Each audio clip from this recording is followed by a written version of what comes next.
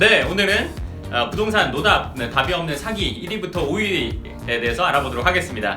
5위는 가장 먼저 뭐냐면요, 집원이 다른 부동산을 산 경우예요. 그러니까 예를 들어서 우리가 뭐 700-1번지를 보고 가서 안내를 받고 저게 700-1번지다 하고 계약서를 쓰고 샀는데 나중에 알고 보니까 그게 700-1번지가 아니라 옆에 있는 집이다, 아니 옆에 있는 땅이다. 사실 이 땅에서 이런 일들이 많이 벌어지는데, 그러니까 내가 본 땅은 이건데 실제 내 땅이 된 땅은 그 땅이 아니라 그 옆에 있는 땅이거나 아니면 그 뒤에 있는 땅이거나 엉뚱한 땅을 사는 경우. 네?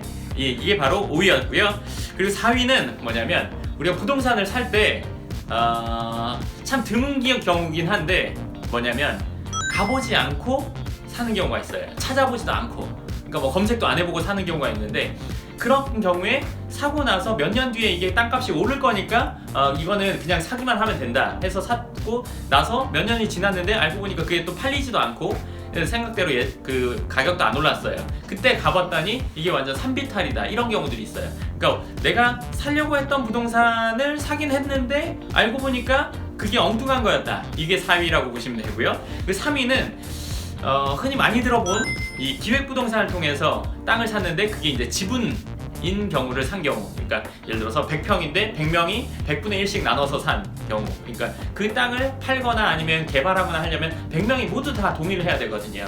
보통 근데 한 3-4명이서만 갖고 있어도 그거를 부동산을 뭐 팔거나 개발하는데 의견이 달라가지고 못하고 시간을 엄청 끄는 경우가 많거든요. 그러니까 뭐 100명이 부동산 하나를 갖고 있다고 한다면 뭐 사실 그거를 매매하거나 처분하기는 매우 힘들겠죠. 예, 이게 3위라고 보시면 되고요. 2위는 뭐냐, 부동산을 샀는데 땅을 샀는데 그 땅으로 들어가는 길이 없다. 그러니까 그 맹지라고 하거든요. 그러니까 길게 접하지 않은 땅을 사서 그 땅에 예를 들어 들어가려면 남의 땅을 밟고 들어가야 되고, 그렇기 때문에 내 땅에 들어가서 뭔가 개발을 하거나 아니면 그 땅에다 뭔가를 하려고 하면 남의 땅을 밟아야 되는데, 그 땅에 들어가기 위해서 반드시 거쳐가는 땅 주인이 공짜로 그 땅을 빌려주진 않겠죠. 즉 쓸모없는 땅을 사는 거나 마찬가지입니다. 맹지를 산 경우가 2위가 되겠고요.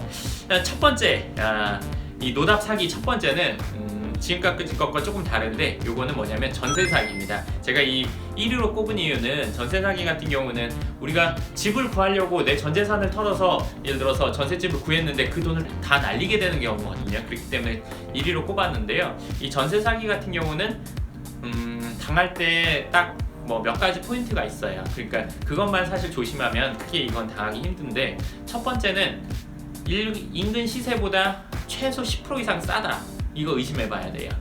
그리고 10% 이상 싸면서 집주인이 나와서 계약을 하지 않고 부동산에서 무조건 대리계약만 하려고 한다, 이 두 가지가 겹쳤다, 그럼 이거 거의 전세 사기라고 보면 돼요. 그러니까 한 부동산에서 관리하고 있는 여러 집을 전세로 다 빼먹고 그 전세금을 가지고 도망가는 이 사기가 전세 사기거든요. 이건 사실 완전히 돈을 날리는 거고, 앞서 말한 것들은 엉뚱한 걸 사서 그렇지, 잘못 사서 그렇지 일단은 물건은 남아있는 거거든요. 근데 이거는 아무것도 없이 완전히 돈 날리는 거니까, 그래서 제가 1위로 선정을 했습니다.